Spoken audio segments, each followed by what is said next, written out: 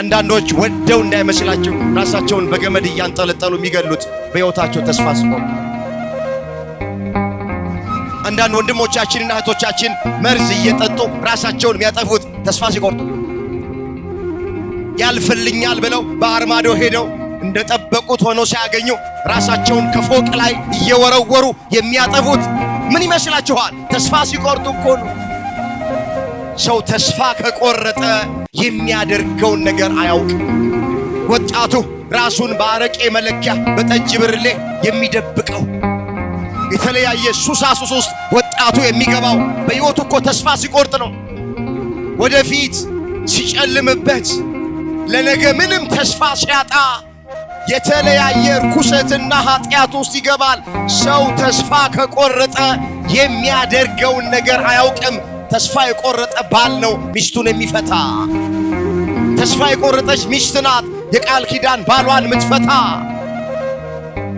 ስለዚህ ተስፋ መለኮታዊ ስጦታ ነው። ወደድንም ጠላንም ሁላችን የምንኖረው በተስፋ ነው። ተስፋ ባይኖር ኖሮ ጨርቃችንን ጥለን እናብድ ነበር። ይመና አትጨነቁ። የሚያስፈልገንን ነገር በሙሉ እግዚአብሔር አዘጋጅቶታል። አመስግኖት፣ ክብር ምስጋና ለስሙ ይሁን። አትጨነቁ። አንተም አለ ምግባቸውን በየጊዜው ትሰጣቸዋለህ። ምን ትላቸዋለህ? ትሰጣቸዋለህ። ምን እንበላለን፣ ምን እንጠጣለን፣ ምን እንለብሳለን ብላችሁ አትጨነቁ። አዎ ዘመኑ ጭንቀት አለበት። ዘመኑ ሐዘን ነው። ዘመኑ ትካዜ ነው እናውቃለን። ግን እኛ ተጨንቀን ምንም መለወጥ ምንም ማስተካከል የምንችለው ነገር የለም። መጽሐፍ እሱ ስለ እናንተ ያስባልና የሚያስጨንቃችሁን ሁሉ በእግዚአብሔር ላይ ጣሉ ስለተባልን፣ ወገኖቼ የሚያስጨንቃችሁን ሁሉ ለእግዚአብሔር ንገሩት፣ በሱ ላይ ጣሉ። እየተጨነቃችሁ መታችሁ እየተጨነቃችሁ አትሂዱ። እያዘናችሁ መታችሁ እያዘናችሁ አትሂዱ። ይሄ ጌልጌላ ይባላል። ይሄ ስፍራ ነውር የሚንከባለልበት ስፍራ ነው። አንገታችሁን ደፍታችሁ መታችሁ አንገታችሁን ደፍታችሁ አትመለሱ። ተጨንቆ በቁመቱ ላይ ስንዝር መጨመር የሚችል ማን ነው? ወይም ነጭ የሆነችውን ጸጉሩን ጥቁር ማድረግ የሚችል ማን ነው? ትንሿን ነገር ካልቻላችሁ ስለ ትልቁ ነገር ለምን ትጨነቃላችሁ ይላል። እኔ በጣም ይገርመኛል። ማቱሳላ የሚባለው ሰው ረጅም ዕድሜ የኖረው እሱ ነው። 969 ዘመን የኖረው ማቱሳላ ይሄን ያክል ዓመት ሲኖር ተጨነቀ ተብሎ አልተጻፈም። እኔና እናንተ 70 እና 80 ለማትሞላ ዕድሜ ለምንድነው ቁጭ ብለን የምናድረው? ለምንድነው የምንጨነቀው? ዘመናችን አጭር ናት። ወጥቶ መግባት የሌለባት፣ ተቀምጦ መነሳት የሌለባት፣ ጧት ያየናቸውን ሰዎች ከሰዓት ለማየት የምንቸገርባት አጭር ዘመን ናት። ስለዚህ እግዚአብሔር ሁሉን ያዘጋጀዋል። አንተም አለ ምግባቸውን በየጊዜው ትሰጣቸዋለህ አለ። ስለዚህ ምግበ ነፍሱን ምግበ ሥጋውን እግዚአብሔር ይሰጠናል። መጠለያውን እግዚአብሔር ያዘጋጀዋል። ልብሱን እግዚአብሔር ያዘጋጀዋል። ሰላሙን፣ ፍቅሩን እግዚአብሔር ያዘጋጀዋል። ፍትህ ላጣነው ፍትሁን እግዚአብሔር ያዘጋጀዋል። እሱን ብቻ እኛ ተስፋ እናድርግ፣ አንጨነቅ፣ ተስፋ አንቁረጥ። እናመነታለን እንጂ ተስፋ አንቆርጥም። እግዚአብሔር በዚህ ርዕስ ሁላችንን እንዲናገረን የእሱ ቅዱስ ፈቃዶ ይሆነልን። በዚህ ርዕስ ውስጥ አንድ ሁለት ነገሮችን ባጭሩ ጠቁማቸዋለሁ። በመጀመሪያ ስለ ተስፋ ስለምንማር ተስፋ ማለት ምን ማለት ነው የሚለውን እናያል። በሁለተኛ ደረጃ ተስፋን ለሰው ልጆች የሰጠው ማን እንደሆነ እንመለከታለን። ሶስተኛና የመጨረሻ እግዚአብሔርን ተስፋ በማድረግ የምናገኘውን ነገር ባጭሩ አይተን ትምህርታችንን እንቋጫለን። ቆሞ ለመናገር ቁጭ ብሎም ለማድመጥ ጥበብ ከእግዚአብሔር ሲሰጥ ብቻ ነውና ለኔ ለባሪያው ተናጋሪ የሆነ አንደበትን ለእናንተ ለሰሚዎቹ አስተዋይ የሆነ ልቦናን ቸሩ አምላካችን እግዚአብሔር ለሁላችንም በቸርነቱ ያደለን። እናመነታለን እንጂ ተስፋ አንቆርጥም። ይህን ርዕስ መነሻ አድርገን መነጋገር ያስፈለገበት ምክንያት ሁላችን እንደምናውቅ አሁን ያለነው በመጨረሻው ዘመን ዋዜማ ላይ ስለሆነ አይኖቻችን የሚያዩት ጆሮቻችን የሚሰሙት ነገር ተስፋ አስቆራጭ ነገር ነው። ምእመናን ደግሞ ቤተ ክርስቲያን መጥተው በቃሉ ካልተጽናኑ የተቆረጠ ተስፋቸው ካልተቀጠለላቸው፣ የደረቀ ተስፋቸው ካለመለመላቸው የት ሄደው ነው ማረፍ የሚችሉት? የት ሄደን ነው መጽናናት የምንችለው?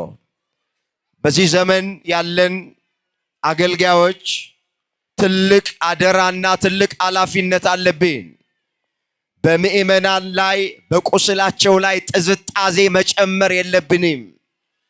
ሰው በኑሮ ውድነት፣ በረሃብ፣ በቸነፈር፣ በውስጥም በውጭም ባለው በብዙ ነገር የደከመበት ዘመን ያለው።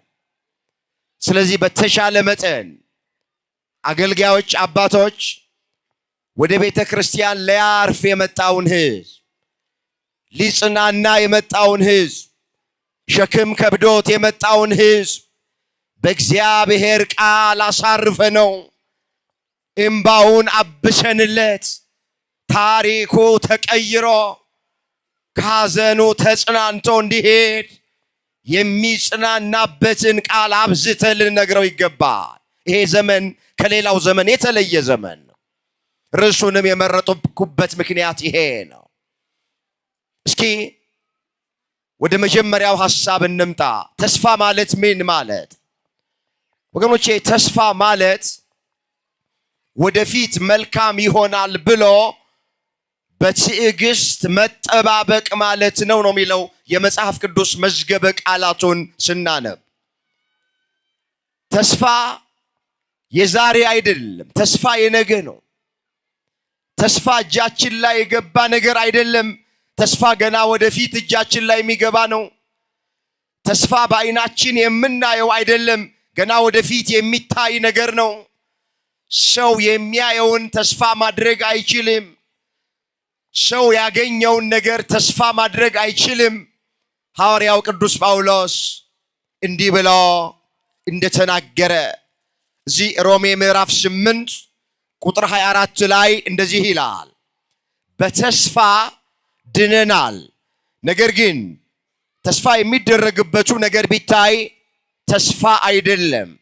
የሚያየውንማ ማን ተስፋ ያደርገዋል? የማናየውን ግን ተስፋ ብናደርግ በትዕግስት እንጠባበቃለናል። አስተውሉት ቃሉን። የሚያየውን ማን ተስፋ ያደርገዋል? ባንክ ቤት ውስጥ ያለ ገንዘብ ባካችሁ ተስፋ አይሆንም። ወገን ዘመድ ተስፋ አይሆንም። የሚፈነገል ወንበር ተስፋ አይሆንም። የሚሻር ስልጣን ተስፋ አይሆንም። ደግሞ ለዛሬ ስልጣን የዛፍ ላይ እንቅልፍ የሚታይ ነገር አለ ሐዋርያው ቅዱስ ጳውሎስ። ተስፋ ሊሆን አይችልም አለ። እጃችን ያለ ነገር ተስፋ ሊሆነን አይችልም። ስለዚህ ባጭሩ የተስፋ ትርጉም ምንድነው ስንል ወደፊት መልካም ይሆናል ብሎ በትዕግስት መጠባበቅ። ወገኖቼ ተስፋ ራሱ እግዚአብሔር ነው። ልበ አምላክ ዳዊት ሲናገር ምን አለ? አሁንስ ተስፋዬ ማን ነው አለና ሲመልስ እግዚአብሔር አይደለምን አለ። እዛ መዝሙር 38 ቁጥር 7 ላይ የተመዘገበ ቃል። እስኪ አብረን እንበለው። አሁንስ በሉ እስኪ። ብዙ ናችሁ፣ ድምጻችሁ አነስተኛ ነው። የእግዚአብሔርን ቃል የሚናገር አንደበት ይባረካል። ለመባረክ ስትሉ ድምጻችሁን ከፍ አድርጋችሁ ከኔ ቀጥላችሁ ተናገሩ። አሁንስ ተስፋዬ ማን ነው? እግዚአብሔር አይደለምን? የሁላችንም ተስፋ ማን ነው? ሰይጣን ይፈር። ከፍ አድርጋችሁ አመስግኑት። አሁንም ቢሆን ተስፋችን እግዚአብሔር ነው።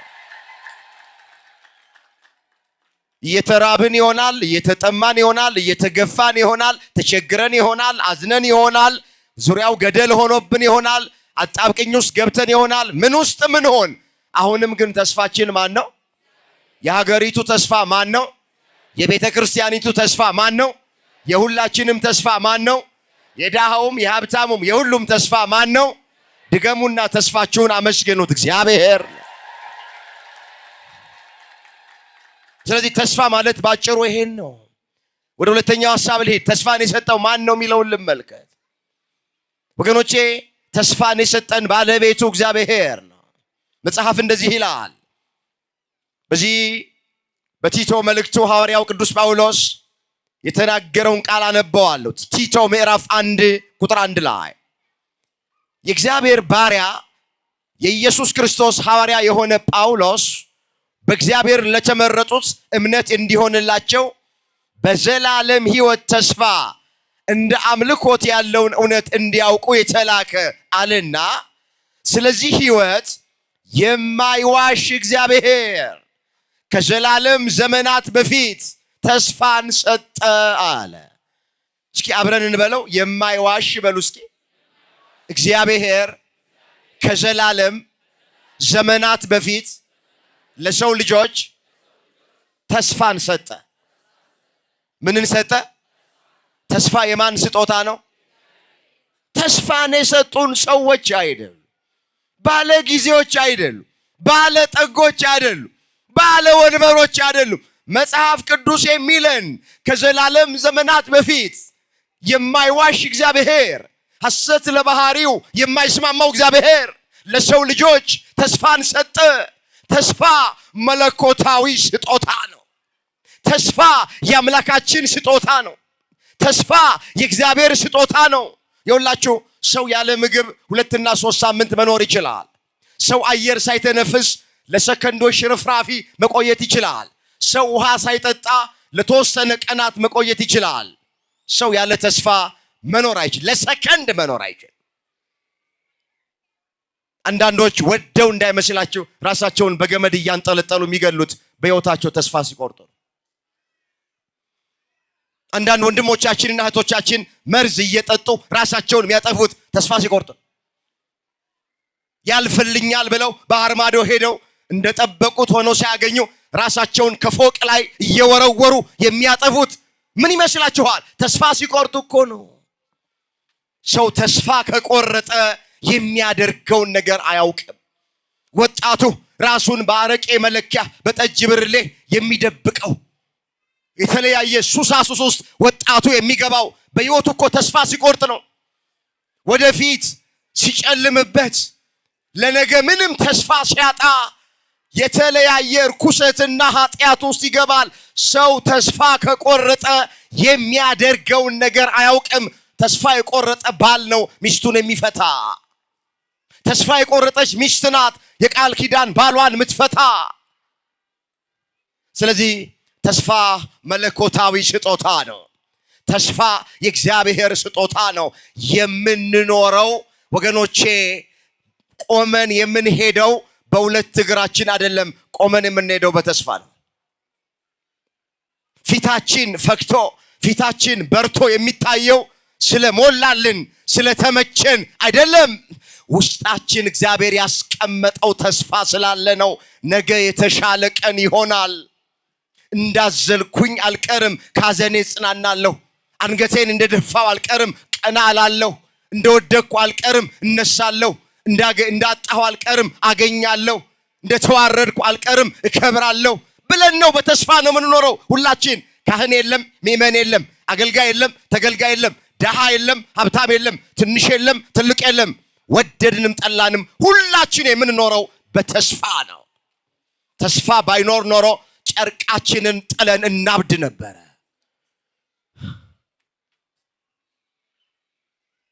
ተስፋን የሰጠን አምላክ ስሙ የተመሰገነ ይሆን። ወደ ሶስተኛውና ወደ መጨረሻው ሐሳብ ልምጣ። እግዚአብሔርን ተስፋ በማድረግ ምንድን ነው የምናገኘው? ወገኖቼ ብዙ የሚያናግር ነው። እግዚአብሔርን ተስፋ በማድረግ ሚናጣው አንዳች ነገር የለ። የሚጎልብን አንዳች ነገር የለ። ሁሉን ነገር እግዚአብሔርን ተስፋ አድርገን በመጠባበቅ ማግኘት እንችላለን። የጎደለብን ነገር ይሞላልናል። የራቀብን ነገር ይቀርብልናል። የተቆረጠብን ነገር ካለ ይቀጠልልናል። እንባችን ይታበስልናል። ታሪካችን ይቀየርልናል። እንቆቅልሻችን ይፈታልናል። ጤናተን ከሆነ መድኃኔ ዓለም ጤናችንን ይመልሰዋል። እንጀራተን ከሆነ እግዚአብሔር እንጀራ ይሰጠናል። ሰላማተን ከሆነ በትዳራችን ውስጥ ሰላም ይሰጠናል። አግብተን ደግሞ በልጅ ያልተባረክን እንደሆነ እግዚአብሔርን በተስፋ እንጠብቀው እንጂ በልጅ ይባርከናል። የጎደለው በሙሉ እግዚአብሔርን ተስፋ በማድረግ ይሞላል። የራቀብን ነገር በሙሉ ይቀርብልናል። ያጣነውን ነገር በሙሉ ማግኘት እንችላለን። ማንን ተስፋ አድርገን ከጠበቅን? አቤት እግዚአብሔር። መጽሐፍ አንተን ተስፋ የሚያደርጉ አያፍሩም፣ በከንቱ የሚገበዙ ግን ያፍራሉ ይላል። መዝሙር 24 ቁጥር 3 ላይ የተመዘገበ እግዚአብሔር ቃል። እስኪ አብረን እንበለው። አንተን በሉ እስኪ።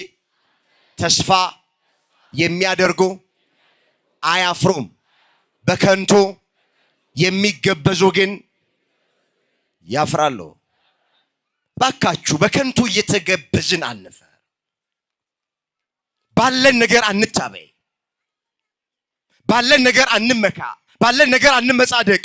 በከንቱ የሚገበዙ ያፍራሉ። አንተን ተስፋ የሚያደርጉ ግን አያፍሩም። ማን ነው በብሉይም በአዲስም እግዚአብሔርን ተስፋ አድርጎ ያፈረ ማን ነው? እግዚአብሔርን ተስፋ አድርጎ የጎደለበት ማን ነው? እግዚአብሔርን ተስፋ አድርጎ ያጣ የተጣለ የተቸገረ ማን ነው? አንተን ተስፋ የሚያደርጉ አያፍሩም። አባቶቻችን እግዚአብሔርን ተስፋ አድርገው ብዙ ነገር ከእግዚአብሔር እጅ ተቀብለዋል። እናቶቻችን እግዚአብሔርን ተስፋ አድርገው ከእግዚአብሔር እጅ በብዙ ተባርከዋል። ከእግዚአብሔር እጅ ብዙ ነገር ተቀብለዋል። እኛም ይሄ ድምፅ የሚሰማን እግዚአብሔርን ተስፋ ካደረግን የልባችን መሻት ይፈጸማል። ጥያቄያችን ይመለሳል። እንባችን ይታበሳል። የወደድነው ነገር የሚጠቅመን ከሆነ ማን ያደርግልናል? ማን ይሰጠናል? እግዚአብሔር። ዳዊት ለዚህ እኮ ነው ሲዘምር ምን አለ? የሁሉም ዓይን አንተን ተስፋ ያደርጋል፣ አንተም እጅህን ትከፍታለህ፣ ስጋ ለለበሰው ሁሉ ምግባቸውን ትሰጣቸዋለህ አለ። በጣም የሚገርመኝ ቃል።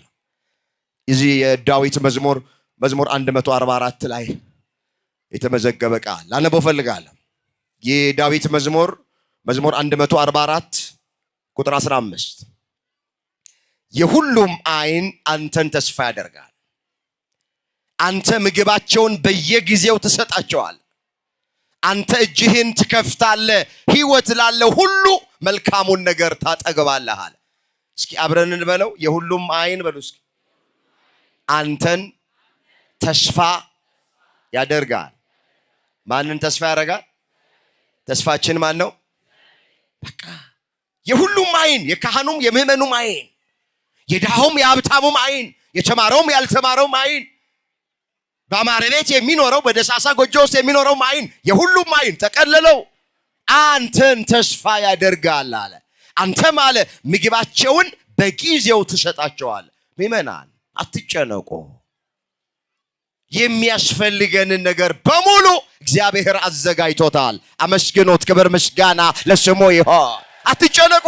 አንተም አለ ምግባቸውን በየጊዜው ትሰጣቸዋለህ። ምን ትላቸዋለህ? ትሰጣቸዋለህ። ምን እንበላለን፣ ምን እንጠጣለን፣ ምን እንለብሳለን ብላችሁ አትጨነቁ። አዎ ዘመኑ ጭንቀት አለበት። ዘመኑ ሐዘን ነው። ዘመኑ ትካዜ ነው፣ እናውቃለን። ግን እኛ ተጨንቀን ምንም መለወጥ ምንም ማስተካከል የምንችለው ነገር የለም። መጽሐፍ እሱ ስለ እናንተ ያስባልና የሚያስጨንቃችሁን ሁሉ በእግዚአብሔር ላይ ጣሉ ስለተባልን ወገኖቼ የሚያስጨንቃችሁን ሁሉ ለእግዚአብሔር ንገሩት፣ በሱ ላይ ጣሉ። እየተጨነቃችሁ መታችሁ እየተጨነቃችሁ አትሂዱ። እያዘናችሁ መታችሁ እያዘናችሁ አትሂዱ። ይሄ ጌልጌላ ይባላል። ይሄ ስፍራ ነውር የሚንከባለልበት ስፍራ ነው። አንገታችሁን ደፍታችሁ መታችሁ አንገታችሁን ደፍታችሁ አትመለሱ። ምንድን ነው የሚያስጨንቃችሁ ነገር እንዴ? የሰማይ አዋፋትን ተመልከቱ። አይዘሩም፣ አያጭዱም፣ በጎተራ አይከቱም። የሰማይ አባታችሁ እግዚአብሔር ይመግባችኋል። እናንተ ከነሱ አትበልጡምን?